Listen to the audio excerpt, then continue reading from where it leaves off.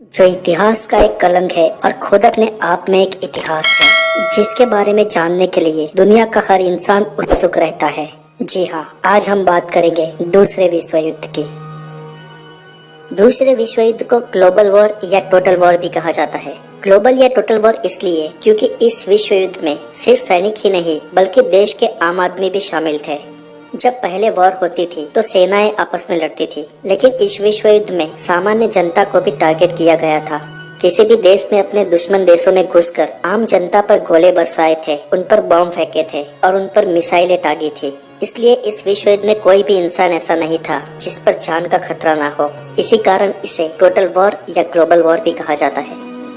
ये युद्ध 1939 से लेकर 1945 तक चला था और इस युद्ध में दो मेन पावर थे।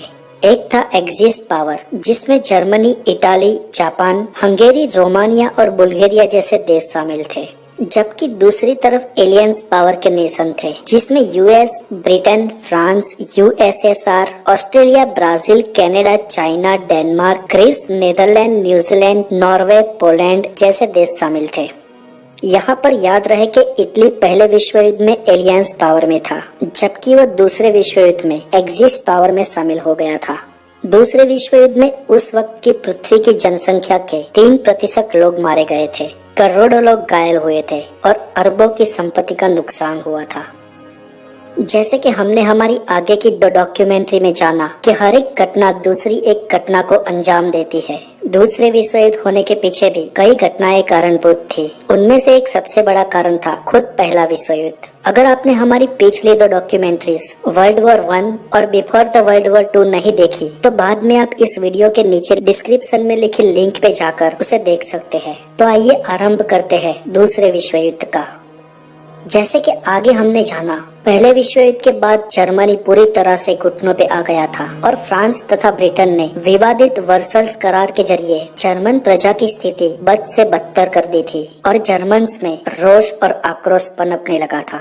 उन प्रजाजनों में से एक था एडोल्फ हिटलर, जिसने नाजी के जरिए जर्मनी की सत्ता हासिल की और दुश्मन देशों से बदला लेने का प्लान बनाया। हिटलर ने दुश्मन देशों के द्वारा हथियाए हुए जर्मन प्रदेशों को एक एक कर वापस ले लिया और आखिरकार जर्मनी का सबसे बड़ा भूभाग जो पोलैंड में था उस पर भी आक्रमण कर उसे ले लिया गया।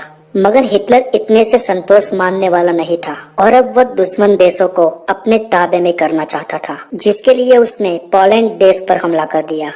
दिन था 1 सितंबर 1939, समय सुबह के 4:45 और ये था दूसरे विश्व युद्ध का आरंभ। 1 सितंबर की सुबह 4:45 पर जर्मनी ने जिस महायुद्ध का आरंभ किया उसके कुछ ही घंटों में लगभग 15 लाख जर्मन नाजी सैनिक पोलैंड के अंदर घुस गए और महज 1 महीना होते होते तो पूरे पोलैंड देश को जीत लिया।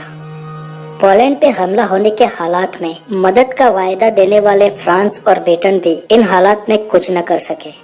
पोलैंड को जीतने के बाद लगभग 6 महीने तक हिटलर शांत रहा। उसने कोई भी प्रतिक्रिया की नहीं, लेकिन उसका अगला टारगेट फ्रांस और ब्रिटेन थे, क्योंकि यही वो देश थे जो जर्मनी की दयनीय स्थिति के लिए जवाबदार थे और वर्सल्स करार के नायक।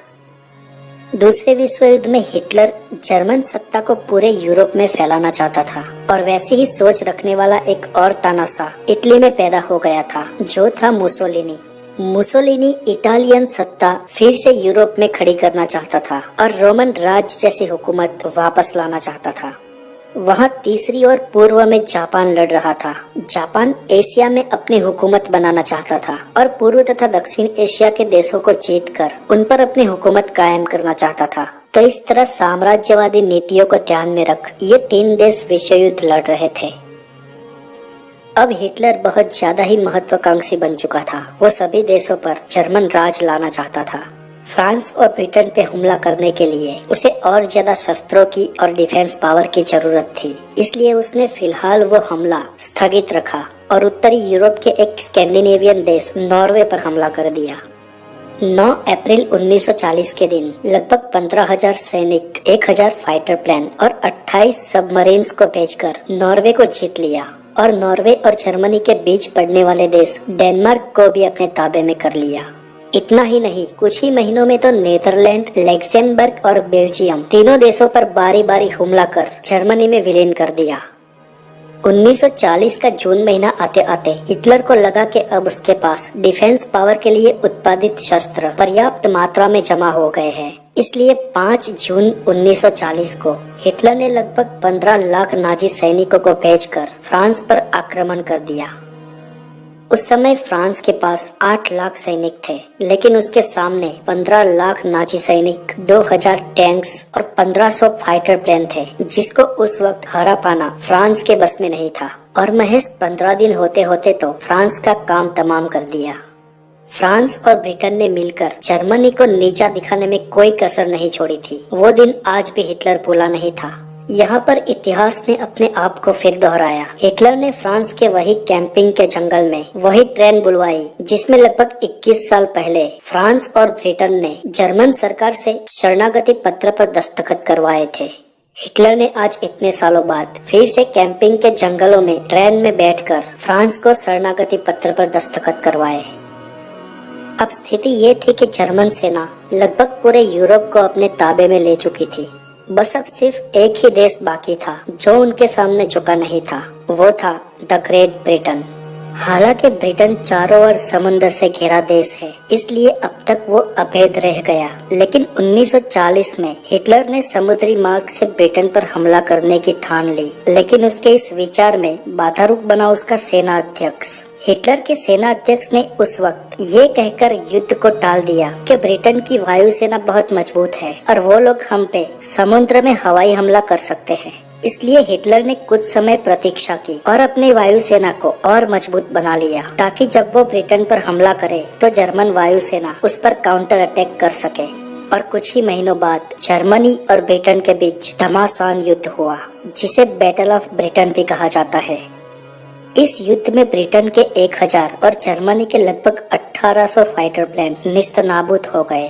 महीनों तक चले बैटल ऑफ ब्रिटेन के बाद हिटलर का धैर्य टूट गया। हालांकि आधे से ज्यादा यूरोप पर जर्मनी की हुकूमत थी और कुछ समय और हिटलर ये युद्ध जारी रखता तो ब्रिटेन को आज नहीं तो कल हारना ही पड़ता। लेकिन कूटनीति में हिटलर इतना अच्छा नहीं था जितना वो राजनीति में था, और वो न करने वाली 3 बड़ी गलतियां कर बैठा।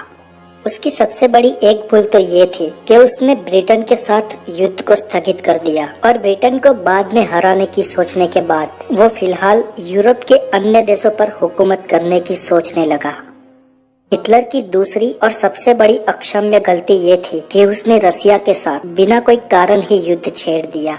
रशिया के साथ युद्ध करने के लिए हिटलर ने 30 लाख सैनिक, 7000 टैंक्स और 4000 फाइटर प्लेन रवाना किए। उस समय जर्मन नाजी सैनिकों ने रशिया में घुस की, लेकिन बाद में वो रशियन सैनिकों के सामने और रशिया के ठंड मौसम के सामने नहीं टिक पाए और लगभग 9 लाख नाजी सैनिक मारे गए। और रशियन सैनिक जर्मन नाजी सैनिकों को खदेड़ते हुए जर्मनी के बॉर्डर तक आ गए। हिटलर ने तीसरी भूल ये कर दी कि उसने बिना कोई वजह अमेरिका से युद्ध डिक्लेयर कर दिया, जबकि विवादित वर्सेल्स करार के वक्त और उससे पहले अमेरिका का रवैया जर्मनी के लिए सॉफ्ट था और अमेरिका और जर्मनी के बीच कोई दुश्मनी भी नहीं थी। जापान ने 7 दिसंबर 1941 के दिन अमेरिका के पर्ल हार्बर पर हमला किया। उसके 4 ही दिन बाद हिटलर ने अमेरिका के साथ युद्ध की घोषणा कर दी।